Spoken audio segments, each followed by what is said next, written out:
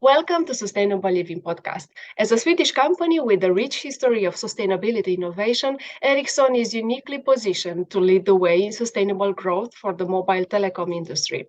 Today, I'm very happy to have Massimo Basile, Head of Networks and Managed Services at Ericsson. Welcome, Massimo. Thank you. Welcome to you as well. And thank you for the opportunity you gave us to present our strategy and be together.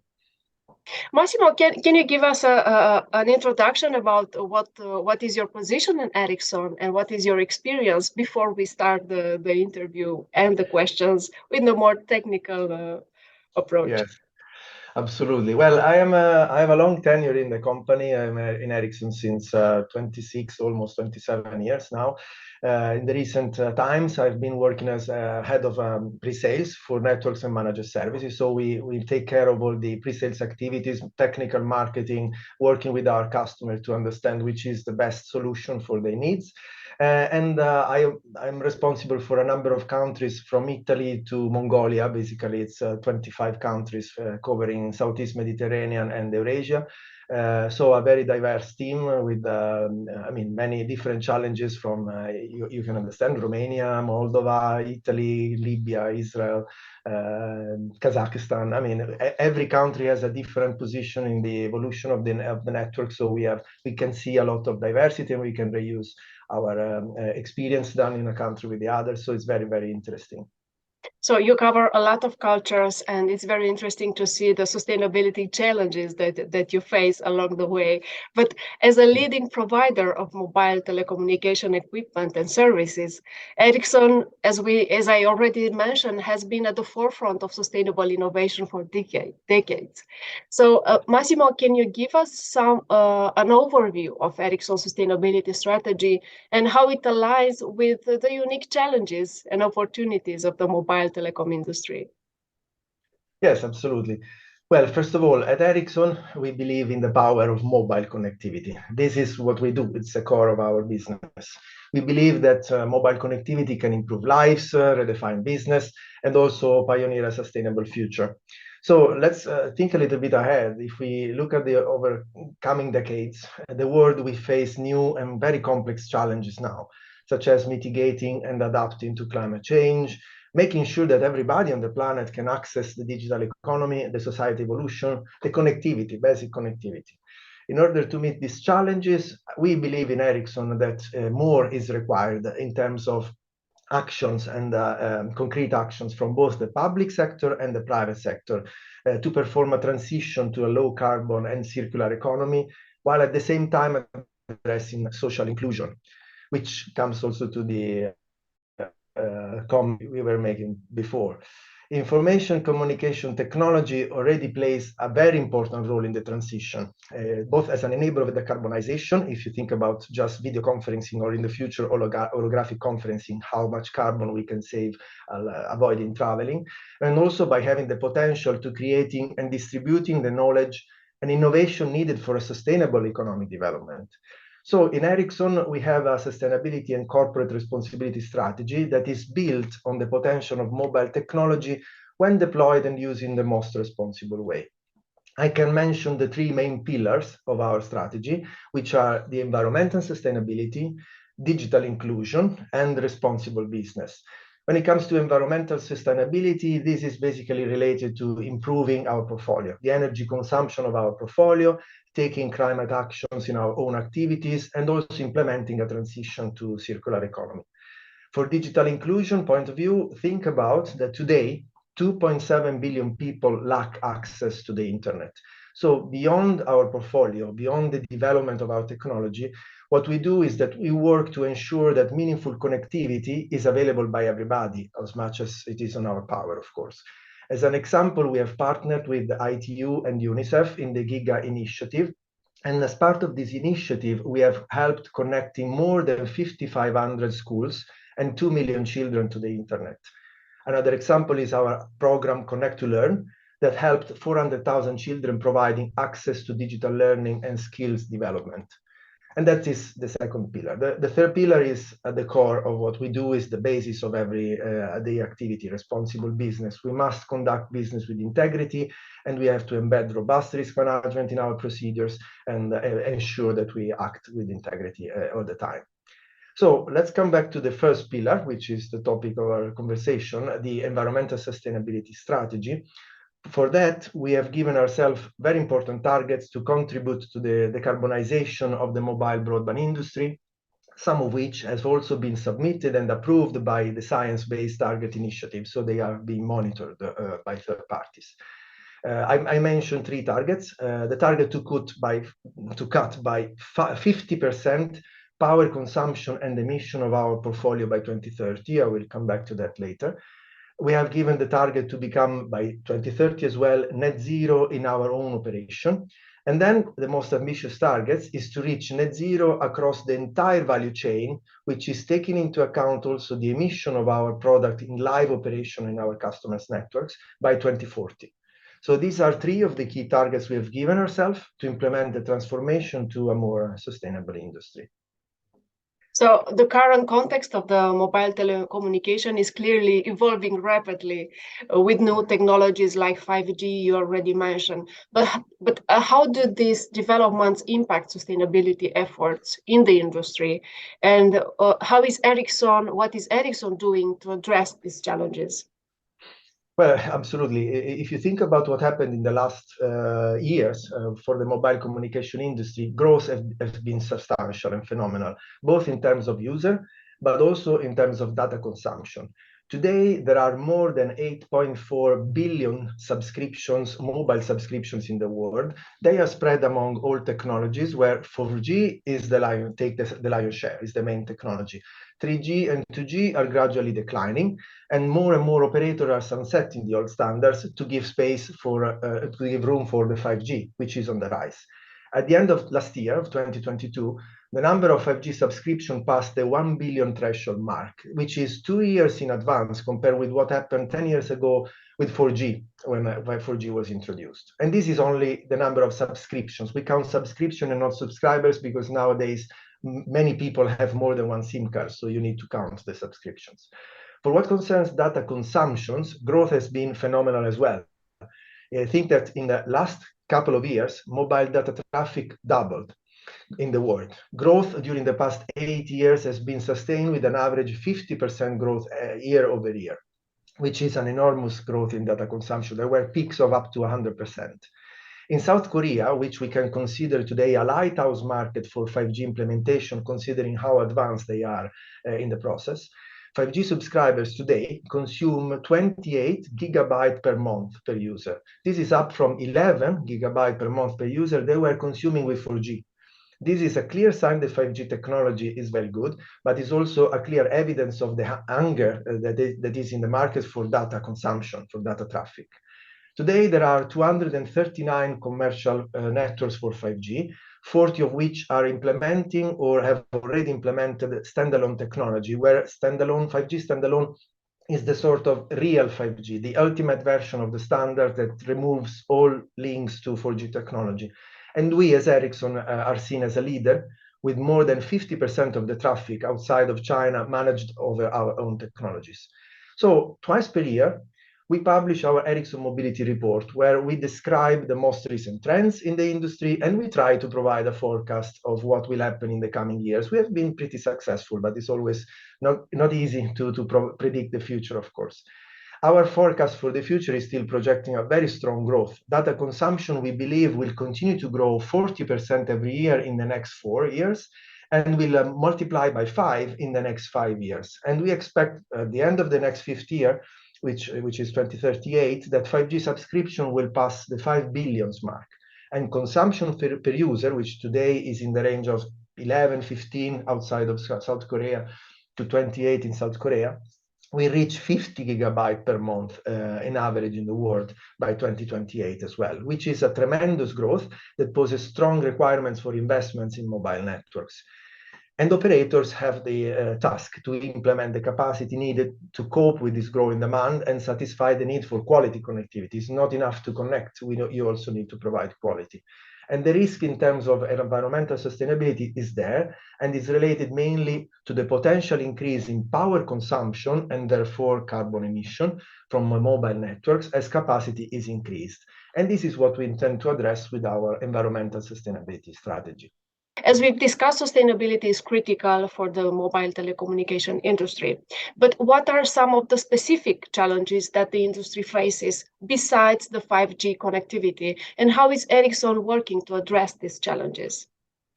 Yes, well, in 2022, we have seen the rise of new social and economic challenges. Now, mobile operators need to take strategic investment decision to address the capacity growth that I mentioned before in the context of a new inflationary pressure, which, by the way, is mainly related to the rise of energy prices. Mobile networks are energy hungry. 75% of a mobile network energy bill is related to energy consumption from radio sites, which are the ones that have to be upgraded first by installing new equipment as traffic grows. This is obviously a new hot topic for mobile operators. Anyway, we have to make some, backward consideration. We have to think about that mobile industry has been very good in decoupling data consumption growth from energy consumption growth. If you think about data consumption, 10 years ago at the rise of 4G, we were measuring our monthly consumption in tens or maybe hundreds of megabytes. Now we are measuring it in gigabytes, tens or maybe hundreds of gigabytes. So we have grown several orders of magnitude in the data consumption exponentially. Luckily, energy consumption didn't grow exponentially. It has grown in the last decades by approximately 65% in the world. And but the growth has been limited. And today, mobile industry currently accounts for only 0.2% of the energy consumption of the industry in the world. Nevertheless, with the rising cost of energy and the fundamental need to drive growth in a sustainable way, mobile operators now have to think differently from the past on how to develop their network to limit this continued increase in energy consumption.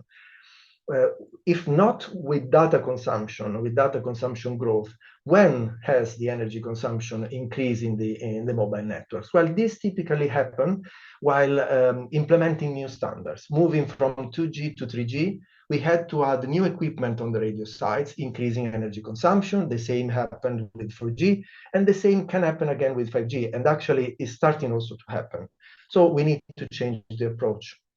Coming to your question, the main challenge that I see from mobile operators in these pictures are addressing data consumption growth and the demand for quality and improved services, limiting the energy consumption increase that comes from it, and possibly reduce the energy consumption overall of their networks.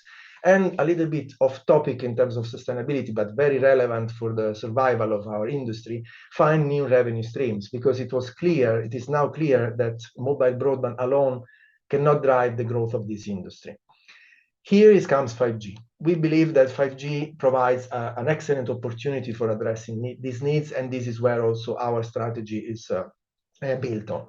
Because 5G is a more efficient technology, first of all. It is more green.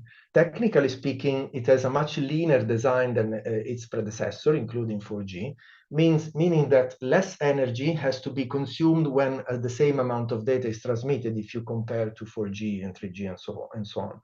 Together with 5G, we have implemented new radio technology such as massive MIMO, which I can describe a little bit later, but it's very technical. But these technologies boost energy efficiency, and I can give some practical example based on our recent development of how to use this functionality. Our Ericsson mid-band portfolio of 2022, mid-band is the main frequency band where 5G is deployed, is 10 times more energy efficient than our 4G portfolio of 2017. Which means that today, using the 5G portfolio, we can transfer the same amount of data consuming 10 times less energy than using 4G technology of 5-6 years ago. And this is a clear indication that we have to use 5G to address the capacity growth. Otherwise, we will consume more if we continue using 4G. This is also possible that this also means that it is possible to reduce the energy consumption increase of the industry by using new technologies, and this is exactly what we have to strive for and research for.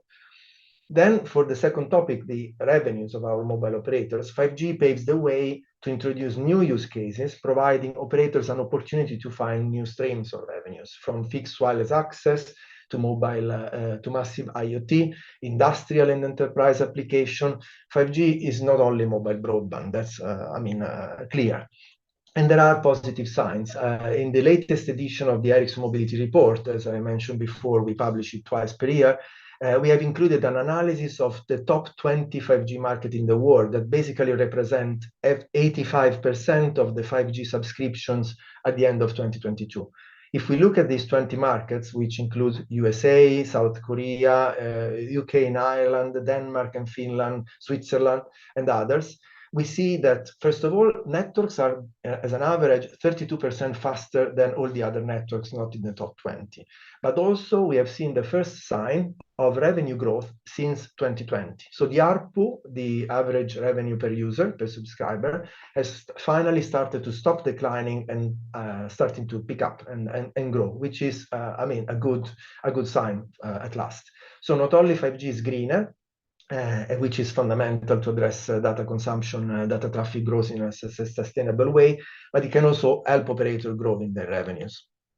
And this is why we are focusing our strategy in deploying 5G. And I can mention some of the new products later on if you want. Yeah. But because Ericsson is known for its innovative and forward-thinking approach to sustainability, and we're eager to hear more about some specific initiatives the company has implemented in the mobile telecom industry. You started already to mention, so now it's the moment to tell us more about it.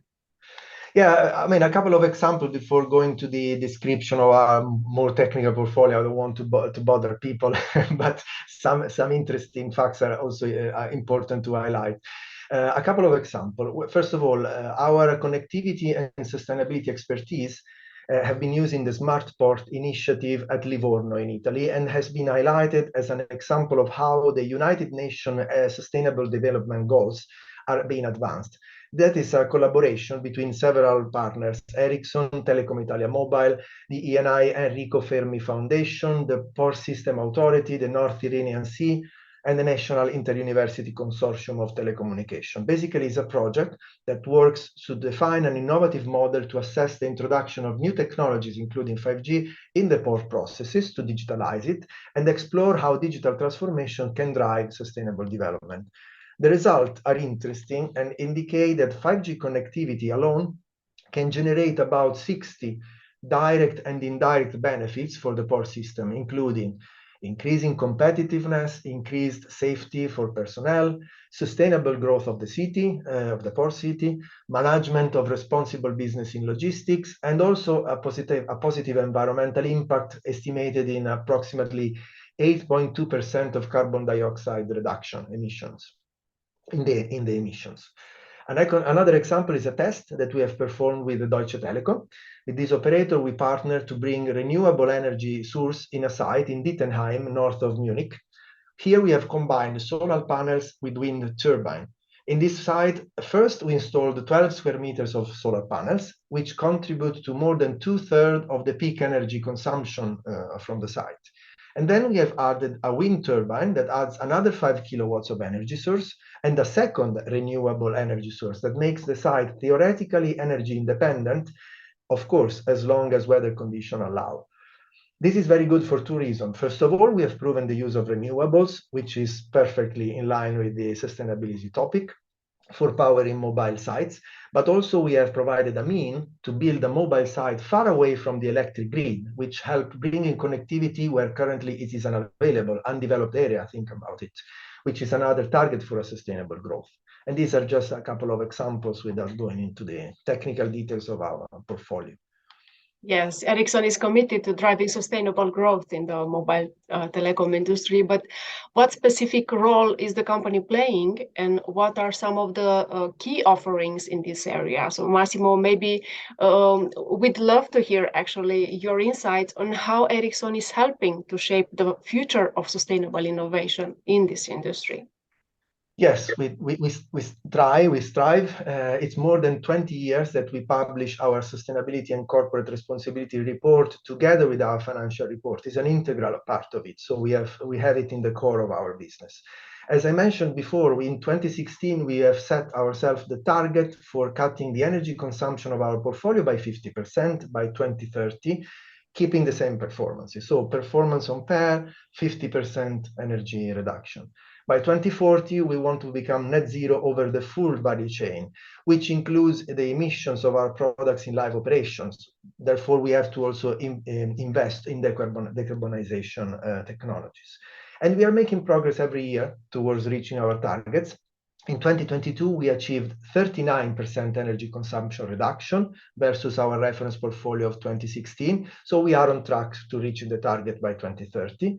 As I mentioned before, very briefly, now we have a 5G portfolio that is 10 times more energy efficient than the reference 4G portfolio, and we have a complete offering ideal for building an efficient and sustainable mobile network. Some example of recent launches, recent introduction. In 2022, we have introduced our ultralight generation of 5G Massive MIMO portfolio. To be very simple, Massive MIMO is a technology that allows to increase the capacity of a radio site by directing the signal in a precise way towards the user, reducing interference among users and allowing to reuse the same spectrum to multiple users simultaneously in the cell. So you can basically effectively use the same spectrum for more users, avoiding installing more base station and consuming more. Our latest flagship product, which is called R3268, not important to remember the name. It is the lightest in the industry in its category, and it weighs only 12 kilos. Basically, it can be carried around as a hand luggage and provides a lot of capacity. We have implemented it in many operators. We have a press release with EE in UK, where we have demonstrated 40% energy consumption reduction measured in the network of the operator. And then for the classic portfolio, the portfolio that is transmitting on the so-called FDD frequency, those frequencies that are used today by 2G, 3G, and 4G, and that will be available, are also available for 5G as well. Here we have implemented new products. In the leitmotif of our product introduction of this year is more with less. Why more with less? Well, let's start with the two other numbers, the radio 4486 and 4485. These are triple frequency band radios. We concentrate in only one equipment, three radios that are capable of transmitting the signal on three different frequency bands.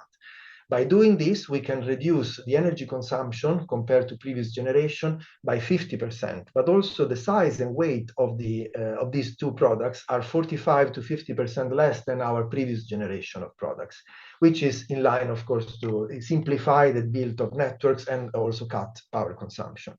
But also in 2022, we have introduced a new concept for building a radio site. A radio site, for those that are not expert in the sector, is typically made of three different antennas pointing in three different directions.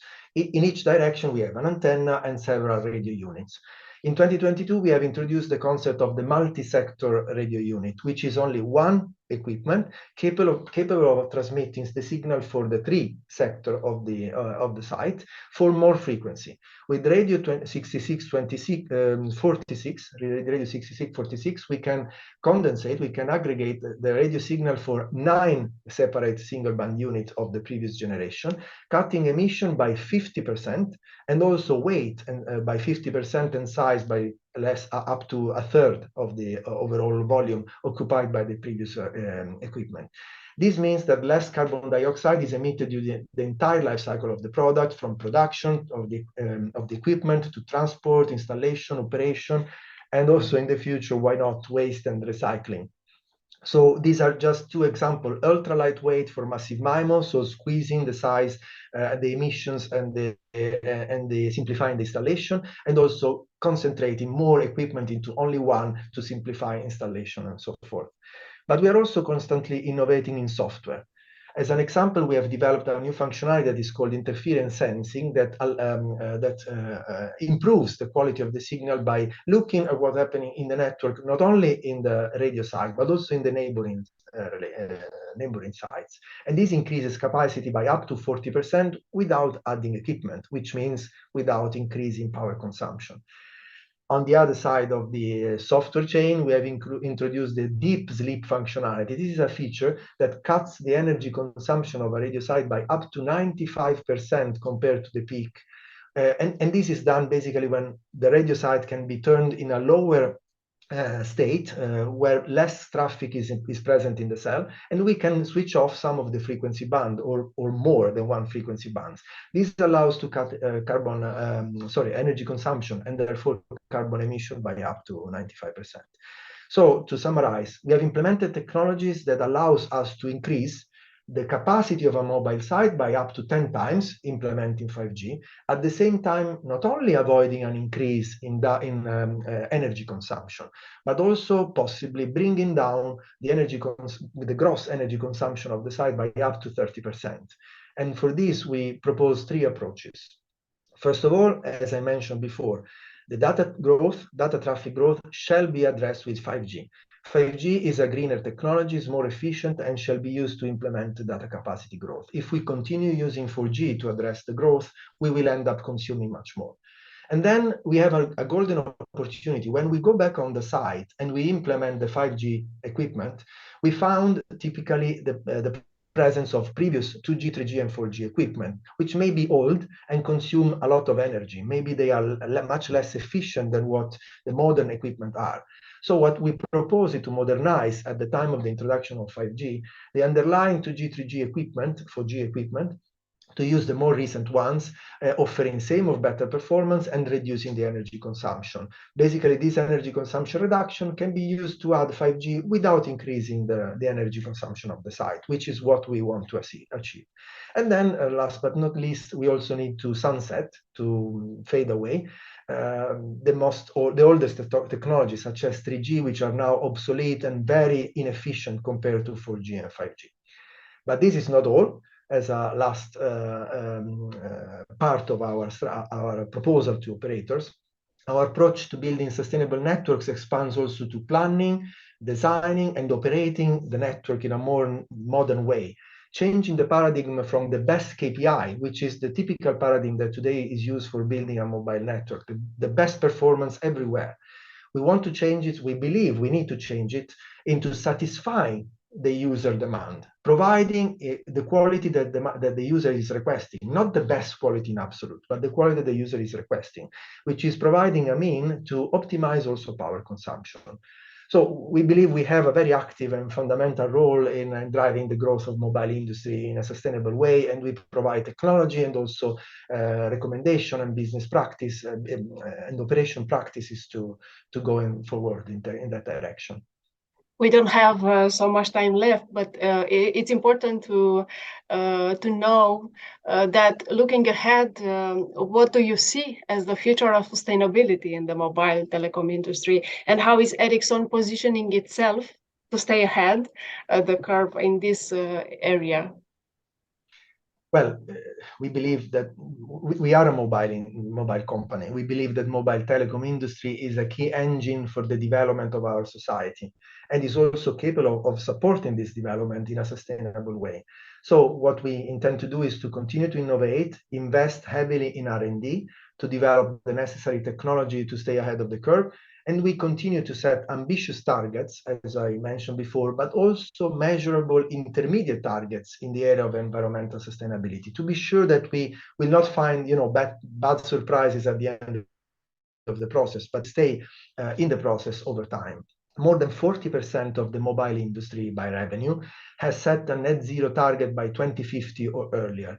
We, as Ericsson, have the ambition to achieve this net zero target, as I mentioned before, by 2040. For our portfolio, and we will continue to invest to remain ahead of the curve because we need to do it to achieve the target so early. So I'd like to thank you, Massimo, for joining us today and sharing your valuable insights on Ericsson's sustainability strategy and initiatives. Thank you all for having me, and it was a pleasure and an honor.